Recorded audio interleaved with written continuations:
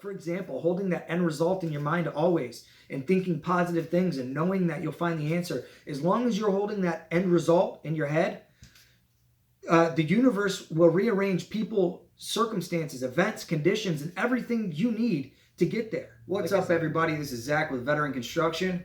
Welcome to the Roofers Rebellion. It's been long awaited. I've already got over 400 subscribers with no content. That's amazing to me. I'm so glad you guys are interested in learning how to start your own business and how to run your own business well. So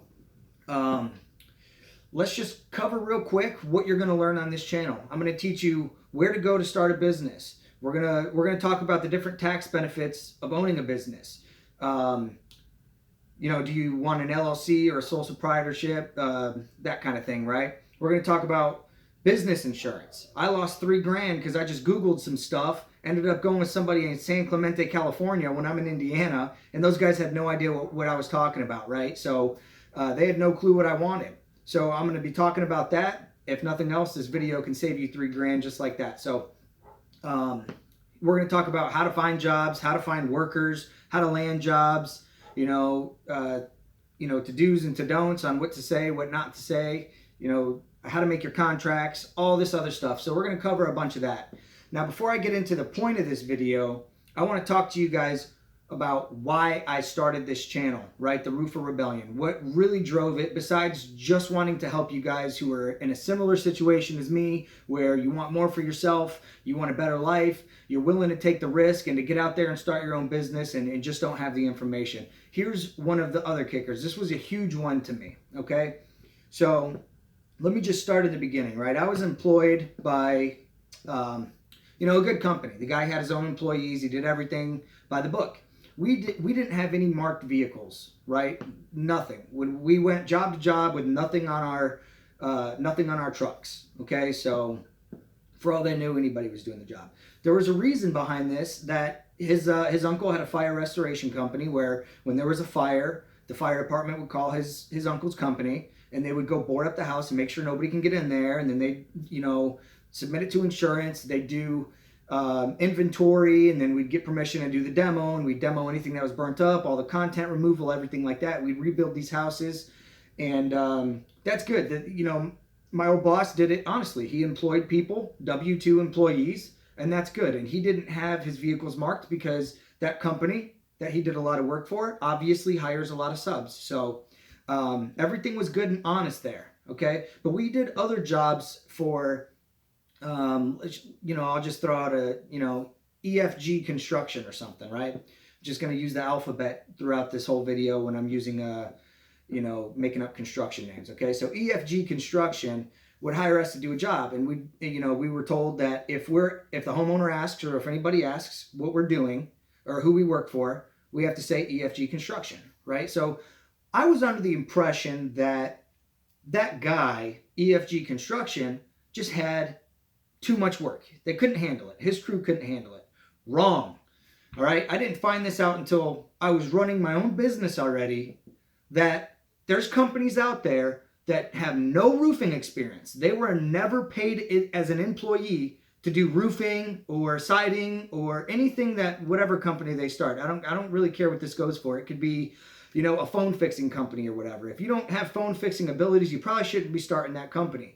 I think that's pretty crooked. I really do. It's not like a restaurant business or something like that where you just, you can pretty much do it just by knowing how to run a business. I think that the people who work hard need to be the ones that move up. Okay, so I got a call from a guy who saw my trailer, and he saw my name on it and everything. And he goes, "Hey man, you want to take up some roofs?" I was like, "Yeah, I can handle some roofs. What do you got? You guys all backed up or what?" He's like, "Well, I just kind of sub out all my work. We just go land a bunch of jobs, get insurance involved, and then just hire out the work." And their name has the word construction or roofing in it. I've dealt with a number of companies like this where they just go out there and they sell, and they hire in other companies to do the work. So they sit in a homeowner's house and they look them dead in the eye and say, "Yeah, me, XYZ Construction, we can do this job." And then they call other companies like mine and a number of other people who should feel the same way about this as I do. And they say, "Hey, ABC Construction, you mind going out and doing this job for me? I'll pay you like shit, And don't bring your vehicles on there because I want the homeowner to think that I'm doing the work. That's immoral. If you are here and you have a business like that, or you're looking to start a business, I want you to get off this channel and never come back. Never click on another video of mine. As a matter of fact, just block yourself. Block me. Do whatever you got to do. I don't want to teach you anything. Okay? So I'm here for the guys who you're holding their heads underwater.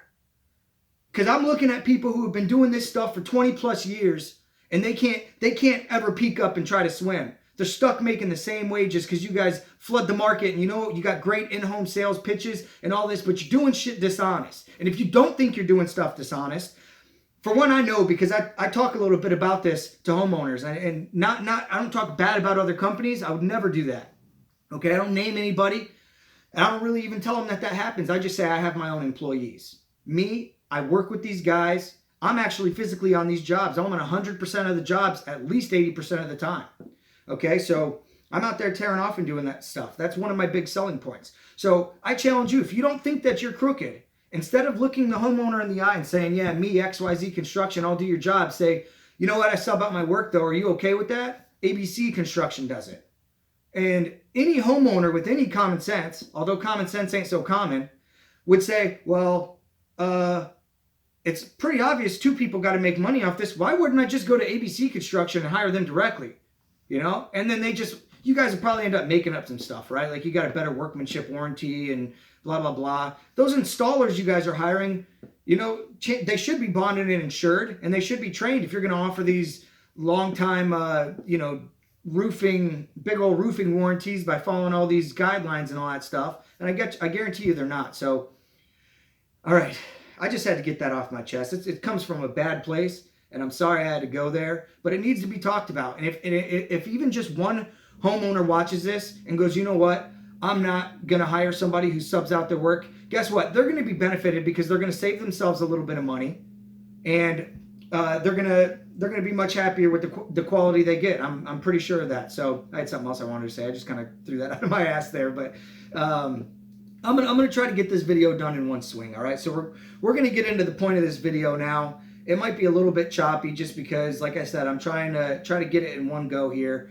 There might be a couple little parts I might have to cut some stuff in if I screw up, but I want you guys to understand one thing here, okay? I'm not going to get into the sexy stuff today. We're not going to teach you any of that stuff I mentioned earlier, but I'm going to give you, in my opinion, the best chance at success, all right?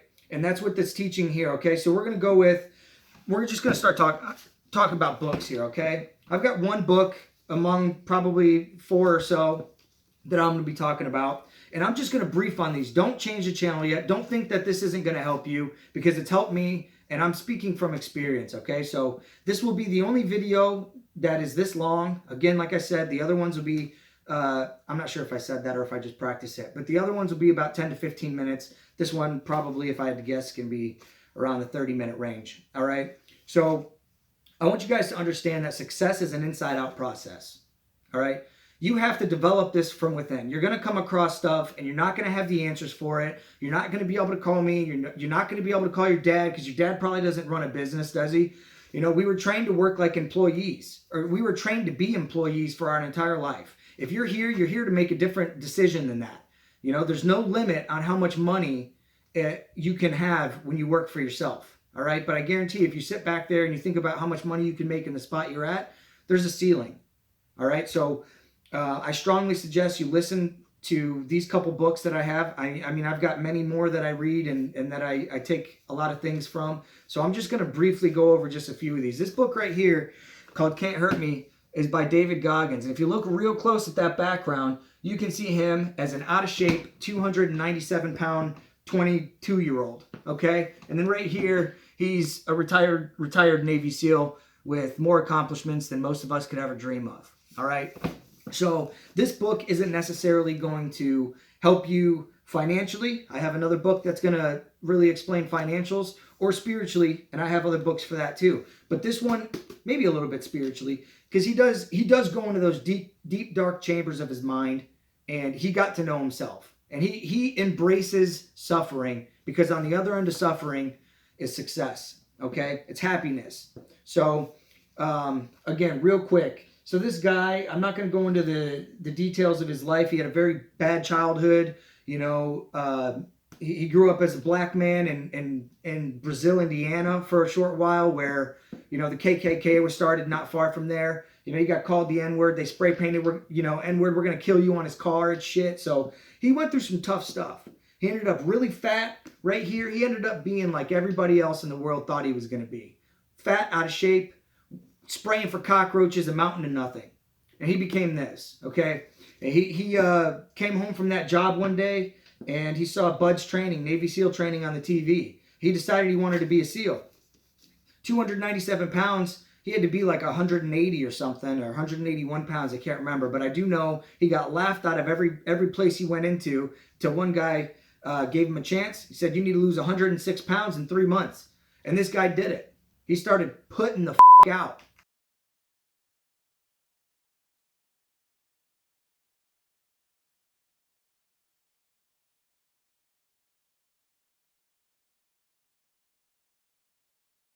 He really did. So, you know, he ended up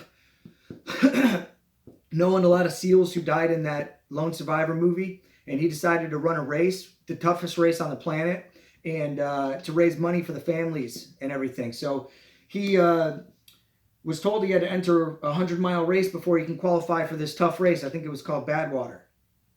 He had 3 days notice to run 100 miles, and he'd put on a lot of weight since then, not fat weight, but he was powerlifting and everything. He's probably, I think he said 240 at this time. And that's not long distance running weight. You know, you're dealing with pure muscle right there. So he ended up, you know, going through about 70 miles, and he was done. He couldn't take it. He couldn't even get to the Porta-John. He was pissing blood and shitting up his back. All right. I'm sorry if this is a little too personal for you already, but you know, this channel is not going to be for weak-minded people. You're not going to be successful if you have a weak mind. So if you can't handle me talking like that, I'm sorry. I'll probably be bleeping this stuff out anyway, so I can keep that YouTube money coming in once this channel is monetized. So help me get there to 1,000 subscribers. But you know, he ended up digging deep and taking it one step at a time, and he managed to get 31 more miles out. He was done at 70 miles and dug out and got more than a marathon left in him. So he went to those deep, dark chambers of his mind, and he accomplished something. You know, he couldn't even walk 2-3 weeks later, and he was signed up for the marathon. He wasn't going to run it. Like I said, he couldn't walk. He was just going there to support his family. He ended up qualifying for the Boston Marathon 2 weeks later after that. So he's an ultra marathon runner now. He's a motivational speaker. He's got videos all over YouTube. He talks a lot about quit being a theorist, be a practitioner. He talks about motivation being bullshit. For example, you might read this book and be like, damn, I'm kind of a bitch, you know? And that's what I thought when I read this book. And I was like, I need to pick it up, you know? But that motivation will die off over time. You know, it's just a spark. So it's up to you to create this inferno, this drive for success. All right, so he talks about how you're going to do that in this book. I really recommend reading it. It's a quick read. You know, I read like, I don't read very well. I read like the smartest brother in middle school. Shout out Theo Vaughn. I took that from him. I'm not racist, I swear to God. But I thought that was funny, that's all. Which, by the way, somebody said I was racist because I said something about Mexicans working for white men in my videos. This video here is for Mexicans too, for whoever wants to talk about it or learn about it. You know, you guys are getting taken advantage of as well, working for these guys out selling all these jobs. If you're bonded and you're insured as well, you deserve to, if you're doing the work, you deserve the money. So I don't care what race you are. I got it all in my family, believe me. So I'm here for everybody. I'm all about people's happiness. I want you guys to get there. All right. So I'm speed talking. I'm usually more relaxed, but I really want to get through this in a decent amount of time for you guys. I have just a lot of notes here. I'm not going to waste time reading it all for you because, like I said, I want this to be quick. So this book is called Rich Dad, Poor Dad. This is going to be the one that teaches you the most about financials. All right. I only read the first 70 pages of this. Right. So I learned very little about actual wealth. But what this did is it put into perspective the world around me. Right. The jobs, the employers. I start looking around and comparing people in this story to the people around me. You know, because it's all the same in one shape or another. All right. People who work or people who create jobs, people who work the jobs, you know, it's all the same. So Basically, Rich Dad, Poor Dad is based off of he has a rich dad and a poor dad. No, he doesn't have two fathers. It's just the point of the book, okay? His real dad is well educated, went to Ivy League schools. He's got a doctorate degree. He's got a good job, and he never had money. So he was always struggling because he didn't understand money. He didn't understand taxes. He just believed the shit that everyone's selling, right?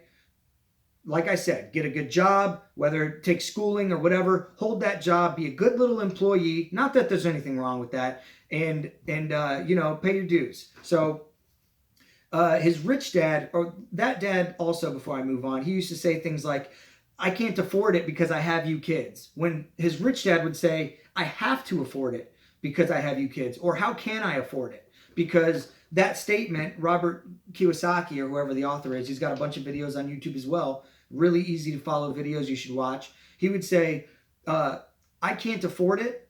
That's a statement right there. That closes the mind off. How can I afford it opens the mind up. All right? So you'll notice as I go on throughout these books, a lot of it has to do with your mind, and especially the last 2 or 3 that I talk about. Okay, so his rich dad dropped out of school in 8th grade. Knew a lot about taxes, money, how to run businesses, okay? And he ended up structuring, he died as one of the wealthiest men in Hawaii, by the way, okay? So he really had it together. So he developed this really good lesson for these kids, all right? So like I said, this is somewhere in like the first 2 or 3 chapters, all right? You can even listen to it online and on the, just free books if you just YouTube it. So they talk about, they don't talk about, he puts them in the situation like an employee, right? He goes, okay, you guys want to really learn about money? You can't play baseball on Saturdays anymore. You got to come work for me. They were in like an actual league. They go, okay, I want to learn about money, so I'll do it. He pays them 10 cents an hour. And he explains to them, here's Martha, or whatever her name is, and she works for this wage, and she will always work for this wage because I'm not willing to pay any more money for this job. And if she says, you don't pay me enough, I'm going to tell her, I'm sorry, that's what that job pays. And she will either A, continue to keep working for that wage, which most people will do because it's a constant income. They know it's coming in. They're used to it. They're comfortable with it. Although they're asking for money, they're still comfortable with that wage, or they wouldn't be working that job, right? Or they can quit, which they won't do. So, and he would talk about how they're replaceable. And, he'd say that things like there's 1,000 other Marthas on this island here, or whatever, and there is. And I'm not saying that you guys should go treating your employees with that mindset, but it does make it a lot easier when you understand that when employees want to start mouthing off and saying, I'll go home then, if you're grilling somebody for being late. Well, guess what? I'll show you the door. That's fine. You want to go home? Don't come back. You have to have that mentality or guys are going to walk all over you, and it's not, I don't disrespect them. They shouldn't disrespect me like that, right? So, truth be told, everybody's replaceable in one way. We can't hold on to that ego that says we're different than everybody else. If I died, somebody could take my place. Or if I got fired, somebody will take my place. I'm fully aware of that I'm not anything special, So once you understand that opens up a lot of doors. Okay, so he paid the boys 10 cents an hour, and he waited till they got really tired of it. A couple Saturdays in, the guy who's telling the story from his point of view goes into his rich dad's office and says, I can't buy anything with this wage. You're not paying me enough. You're a piece of shit. There should be child labor laws against this, and all that nonsense, right? So the rich dad goes, okay, so you're starting to feel like an employee. So we can take this a couple different ways here. You can beg for more money, because if it's more money you want, I got it. That's fine. Or you could take this lesson. You could take the moral of this lesson and move forward. He goes, do you want me to teach you the moral of this lesson, or do you want more money? Which one's more important to you? Do you want to think like an employee, or do you want the moral of the lesson? They go, I want the moral of the lesson. He goes, you sure? I'll pay you $2, or I'll pay you 25 cents. I'll pay you $1. How about $2 an hour? How about $5 an hour, which is a good wage back then? And the boys are thinking about it. They're like, no, I want the moral of the lesson. He said, good, because the minute I start paying you, you act like an employee. You think like an employee. So now you can go back and do that same job for no money at all. I'm no longer paying you 10 cents. There's a huge lesson to be learned there, because the boys, it was then up to them to decide how to make their own money, okay? And that's what everybody who's watching this video needs to understand, okay? You can sit there and get, you can work a job. It might be an 8-hour job, right? 8 hours a day. Well, maybe 10 hours by the time you spend time getting ready and driving and eating lunch and all that other stuff, right? That's 10 hours of your day. You've got plenty of other time to figure stuff out. Read stock books. Read a book. That's what I did while I was in Afghanistan. I'm about to load up on stocks right now because this dang coronavirus. You have to be an opportunist, okay? If anybody who sits there and says, I've got employees that say, he doesn't pay me enough when I'm not around. And they say, I'm not going to work harder until I get paid more. You will die with that mindset. Broke. I swear to God. Don't ever think like that. Ever. That's not the way to go. And you should, the lesson here, and I'm not sure if I created this or if I read it somewhere, but money is not the obstacle. Or I'm sorry, money is the obstacle. Money is not the goal. Freedom is the goal, right? At least for me. Money is just the obstacle, okay? So you shouldn't be working for money. If you work for money, you're closing off that mind, and you're only going to want a wage for the rest of your life. Okay, damn, I had somewhere way better to go with that. I need to slow down. But, damn, I really want to remember that. That was a good little lesson there, and I blew it. But yeah, so that's basically what happens, and he goes on to teach the kids a lot of great stuff, okay?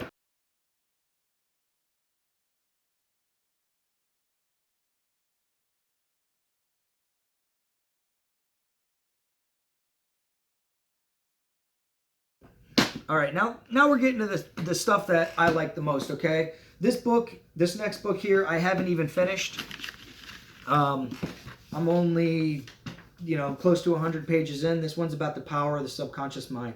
This is going to be the key, excuse me for that. This is going to be the key to everything, right? Knowing yourself, knowing your mind, knowing how the world works. That's what this is here. And I'm not talking about the business world. I'm talking about the world from within to without, right?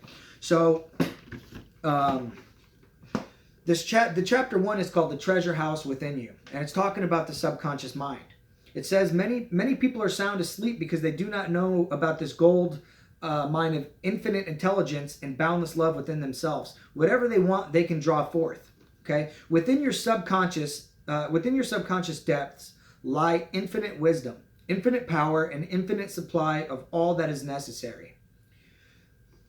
All right, so they're just talking about the infinite mind, right? The universal, this is the universe. The next book is called The Secret. It's about the law of attraction. And this book is The Secret, essentially, after reading a little bit of both books, ripped off this book for sure. But the message is the same, slightly different, but very, very powerful. And it talks about that infinite mind where we draw everything from, okay? The universal mind, where every thought has already been created there, every invention and everything, and it's just waiting for a human to draw forth into their mind and create it to its physical equivalent. That's why you look around and you see boats and cars and houses and everything you can think of started with thought, okay? Maybe even the universe. I think there's a theory out there that says the universe couldn't exist without conscious observation, right? So everything comes from thought, and that's what I'm trying to get at here, all right?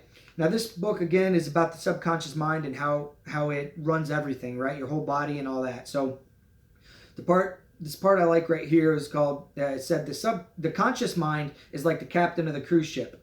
He signals to the men in the engine room, and they carry out orders not knowing where they are going. They just follow directions. The men in the engine room obey him because he is in charge. So your subconscious mind is the captain, and your subconscious mind carries out the orders you give it based upon what your conscious mind believes and accepts as true. So when you repeatedly say things like, I can't afford it, your subconscious mind takes you at your word and sees to it that you will not be in a position to purchase what you want. Your subconscious mind accepts what is impressed upon it, or what you consciously believe. It does not reason with your conscious mind, and it does not argue conversationally. It will not engage in proving whether your ideas are good or bad, true or false, but it does respond to the nature of your suggestions. So you can suggest to your subconscious mind anything you want, whether it be good health, wealth, any of this good stuff. If you can believe it, you can achieve it, right? And you just you can control your behaviors, your habits, everything. Although they're very tough, there's a guy, Bob Proctor, who talks a lot about it. Talks about the subconscious mind. It likes what's comfortable. So when we try to deviate from that, he uses autopilot, as well as how your AC in the house works, right? The heat in the AC. You set it to a temperature, right?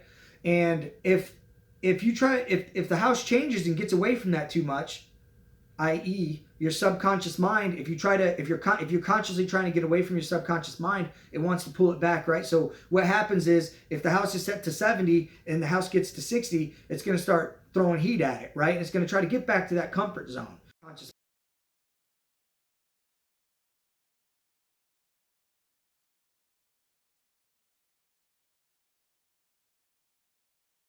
Mind, because not everything is going to be easy. You have to be prepared to answer everything that comes your way. You're going to have problems left and right. Like Murphy's Law says, what can go wrong will go wrong. You don't have to believe that, and maybe that won't happen, but you're going to have to answer a lot of questions. You can't know everything. So I want you to be prepared for anything. All right? So this one's going to be one of the slower books I talk about here. This one is one of the most important, though. This one is called Think and Grow Rich. All right? So I've just got a couple things highlighted here, and I'm just going to read them off, and I'm going to try to blast through this pretty quickly, all right? So the first line in this book in the intro says, truly, thoughts are things. They become powerful things when they are mixed with definite purpose, persistence, and a burning desire for their translation into riches or other material objects, okay? All these other books are going to be a lot about thought, okay? This book specifically is about leadership, confidence, health, wealth, love, abundance, all this other good stuff, right? So here's desire to wealth in 6 steps. I'm just going to kind of blast through these real fast. Define the exact amount of money you desire. It is not sufficient enough to say, I want plenty of money. Be specific about the amount. There is a psychological reason for the definiteness that will be explained later. Determine exactly what you intend to give in return for the money you desire. There is no such thing as something for nothing. All right? These are great morals to have on the way up. Establish a definite date when you intend to possess the money you desire. Create a definite plan for carrying out your desires and begin at once. Whether you are ready or not, put this plan into action. How will you begin? Figure it out, right? And this guy, Les Brown, I listen to on YouTube, he says, he says, leap first and grow your wings on the way down, right? That's a really good way to think. Also be prepared, like this book tells you as well. Okay, define your chief aim. Write it out in a clear, concise statement, the amount of money you intend to acquire. Read your written statement aloud twice daily. Once just before retiring at night and once after rising in the morning. As you read, see and feel and believe yourself already in possession of the money. And you'll find throughout all these books, they all link up the same kind of stuff I'm teaching you right now, okay? I'm reading to you, I guess. So this one's the formula for self-confidence. First, know that I have the ability to achieve the object of my definite purpose in life. Therefore, I demand of myself persistence, continuous action toward its attainment, and I here and now promise to render such action. Second, I realize the dominating thoughts of my mind will eventually reproduce themselves in outward physical action and gradually transform themselves into its physical reality. Therefore, I will concentrate my thoughts for 30 minutes daily upon the task of thinking of the person I intend to become, thereby creating in my mind the mental picture of this person. I'm not going to go through all these, but you just get it. There's a lot of good stuff. Now, this part here, that book, Rich Dad, Poor Dad, like I said, it talked about how the poor dad had very little education had all the education, and the rich dad had very little, right? So this book explains why that happened, okay? This right here this chapter is about specialized knowledge. It's my favorite chapter. I'm just going to go on real briefly and then get to this story here. This is my favorite story on this page right next to it. All right, there are 2 kinds of knowledge. One is general and the other is specialized. General knowledge, no matter how great in quantity or variety it may be, is of little use in the accumulation of money. The faculties of the great universities possess practically every form of general knowledge known to civilization. Most of the professors have little or no money. They specialize in teaching the knowledge, but they do not specialize on the organization or the use of the knowledge. Knowledge will not attract you money on its own, unless it is organized and intelligently directed through practical plans of action to its definite end of the accumulation of money. Knowledge is only potential power. All right. And then I just like this little quote here. Sorry. All right. An educated person is one who has so developed the faculties of his mind that they can acquire anything they want or its equivalent without violating the rights of others. All right.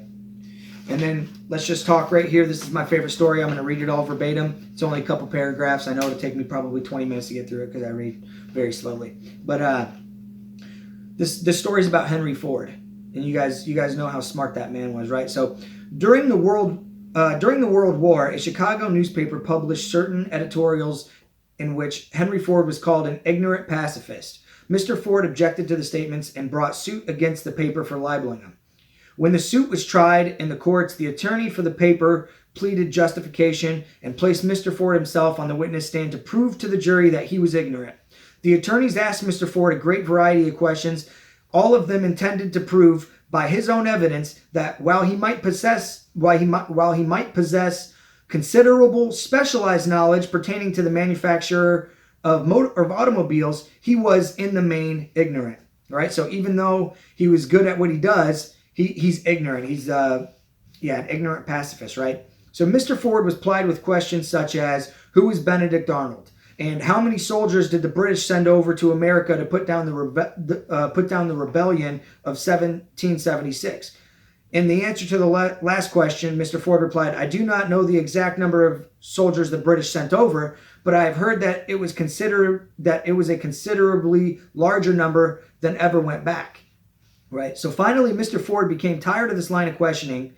And in reply to this particularly offensive question, he leaned over, he pointed his finger at the lawyer who asked the question and said, if I should really want to know the answer to these foolish questions you have just asked, or any of the other questions you have been asking me, let me remind you that I have a row of electric buttons on my desk. And by pushing the right button, I can summon to my aid men who can answer any question I desire to ask concerning the business to which I am devoting most of my efforts. Now, will you kindly tell me why I should cloud my mind with this general knowledge for the purpose of being able to answer questions, when I have men around me who can supply the knowledge I require?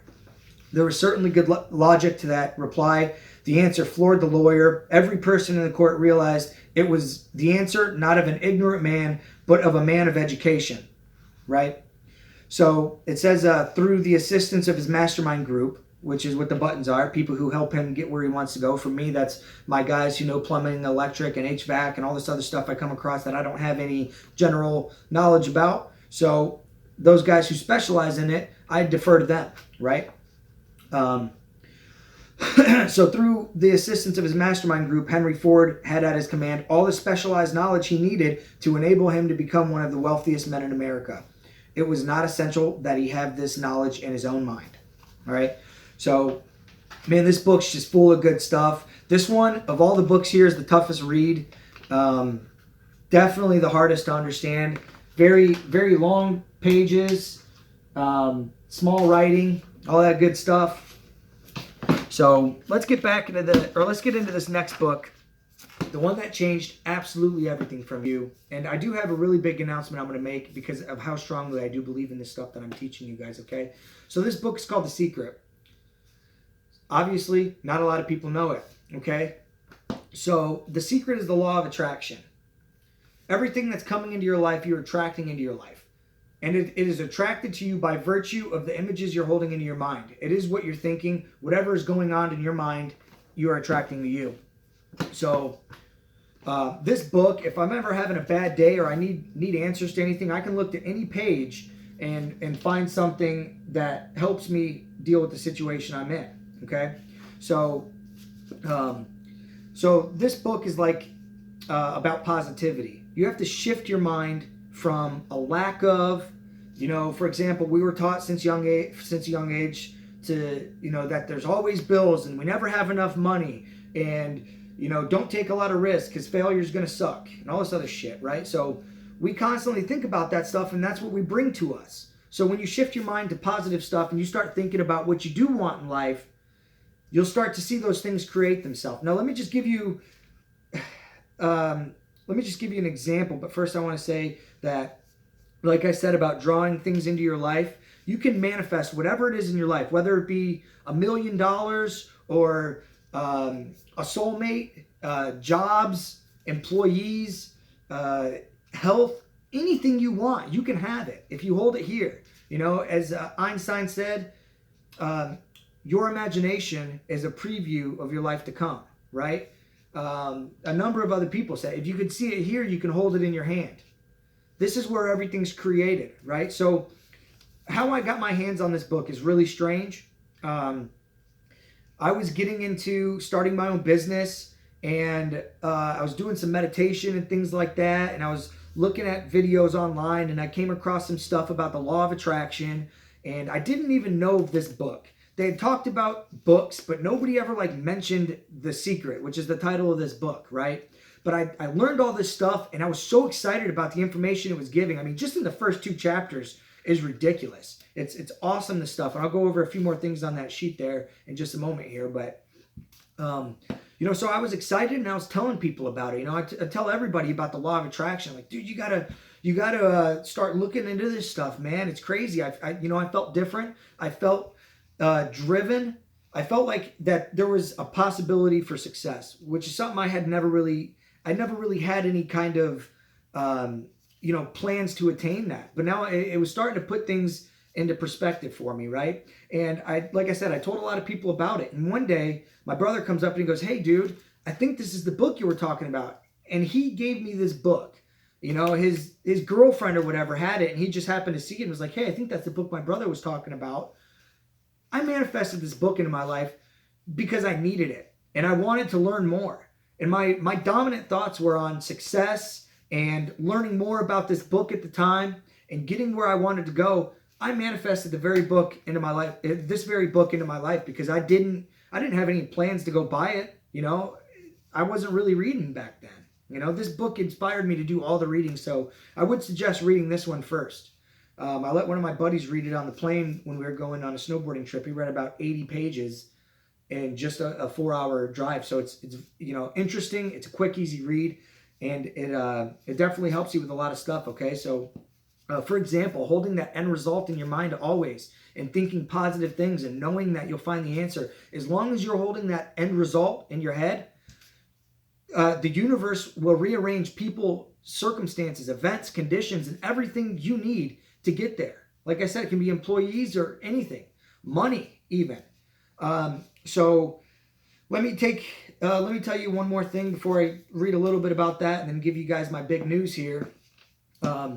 But let's just say, God, I'm all over the place. I'm sorry about this. But anyway, I had a big job come up, right? And it was a giant barn, and I'll put a picture of it right here or right here. All right. Now, I had never done a barn this big, nothing like it. And I just signed this job, and I didn't have any idea how I was going to get it done. I didn't have ladders. I didn't have a stage. I didn't have a lift. I don't even think we could have got a lift over there. I didn't have employees. I had some people that would help me whenever I landed a job here and there, and I probably did maybe 2 roofs a month at that time. And I didn't have any of the answers to anything. But what I did have was a down payment. And I gave these people a promise that I'd, start the job next week. I talked to them on a Friday on my way to a concert. They happened to be right there. And because of this book, I actually went to it because I wasn't going to call them. I was like, I should call them on my way out. They happened to be directly on my way. And I didn't even have to go out of my way. I went there. I was talked to them for 10 minutes. I gave them a price on the spot, landed the job, and told them I could start. So I was stuck having to solve all these problems. And I took it one step at a time. I knew that I was going to be able to finish everything. I knew that the right people would find their way to me. I started asking questions to my buddies and finding help. And because I'm a real roofer, I knew I didn't need that much help anyway. I just need a couple hands, right? So I held true to that. I ended up thinking that there was, you know, a stage in one of the last jobs I did a couple months ago, sitting in the neighbor's yard with weeds all growing through it. I got a hold of that homeowner. He asked the neighbors if I can borrow it. I ended up borrowing it. I didn't have a ladder rack to transport it though. It was a 20-footer. You know, I built a ladder rack. I problem solved. I always held true in my mind that I would get this job done and that it would go smoothly, and it did. And everything went just according to plan. The homeowners were happy. I've done a number of jobs since then. They call me for all kinds of stuff. They actually ended up keeping me busy for about 3 weeks after that. I ended up painting houses and doing anything, doing anything I could, you know, whatever they needed. They stained their deck. So yeah, this book is definitely very powerful. Okay. Couple other things I want to touch on here. So, like I said, if you can see it in your mind, you can hold it in your hand. So if you think about what you want in your mind and you make that your dominant thought, you will bring it into your life. Most people don't understand that thoughts have a frequency. We can measure a thought. So if you're thinking a thought over and over again, you are imagining it in your mind. And whether it be your brand new car or having the money that you need or building that company or finding your soulmate, if you're imagining what it looks like, you're emitting that frequency on a consistent basis. The thoughts are sending out that magnetic symbol that is drawing a parallel back to you. Okay? If you see yourself in abundance, you will become that, right? It works every time with every person. The universe doesn't compute the words don't, no, not, or any other words of negation. So as you speak those words to the universe, you are receiving. So for example, you could say, I don't want this customer to be rude. The universe is hearing, I want this customer to be rude. That's what you're focusing on, right? I don't want to have to park in the back. I want to have to park in the back. That's what the universe hears. I don't want to catch the coronavirus. Your focus is on the coronavirus. You're speaking out to the universe and saying, come on, coronavirus, I want you. That's exactly what's happening. You get it, right? So the universe listens to what you focus on, period. Which I guess that would kind of work with saying, like, I don't want $1 million. Your focus is on $1 million. You're probably going to get it, right? You guys need to start thinking like that. Don't think about those negative things. Only focus on the things that you want and rearrange everything. Like I said, you can make vision boards, write this stuff down, whatever you have to do. Man, I've got some vision boards, and most of which everything's already came true. I wish I could find that now that I'm thinking about it. But maybe if I'll look for it, I'll put a picture up if I have it. So the law of attraction is always working, whether you understand it or not. Okay, so if you don't understand the law, that doesn't mean you should reject it. All right, you may not understand electricity, and yet you enjoy the benefits of it. This guy goes on to say, I don't know how it works, but I do know this. You can cook a man's dinner with electricity, and you can also cook the man, which obviously means, you know, it's always working. It's always around us. This law is always in effect. So if you're not using it for the betterment of your own life, it's affecting you in a negative way, most likely. Okay, so here comes the hard part. That's me talking about me. All right, and I'm not going to make this about myself at all in the channel. You're going to hear very little about what I'm talking about. I'm not going to update you guys on it very much. By request, maybe I might sneak a couple little updates into videos and things like that. But I believe in this stuff so much that I'm going to go ahead and tell you guys that I'm going to do something that seems probably impossible to most people, okay? Most everybody watching this video, I guarantee, is going to laugh at what I have to say. Okay, I'm 29 years old. My name is Zach Ahern, and I'm going to become a UFC champion. Go ahead, laugh it up.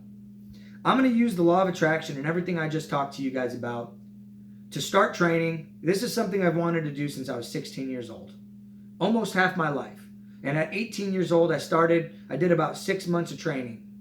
I started partying and smoking cigarettes and all this other shit and worrying about women and blah, blah, blah. The list goes on.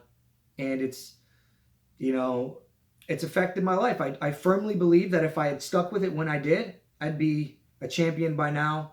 I'd be in a complete different situation. But to tell you the truth, I'm happy that it's went down this way because You know, I know for a fact that I've inspired a lot of you guys. You guys tell me that. My goal is to inspire even more people and to show you guys how strongly I actually do feel about the stuff I'm teaching you. I wouldn't have made a probably 40-minute long video if I didn't feel that strongly about it. Okay? So I've already started to put some things into action. I started running.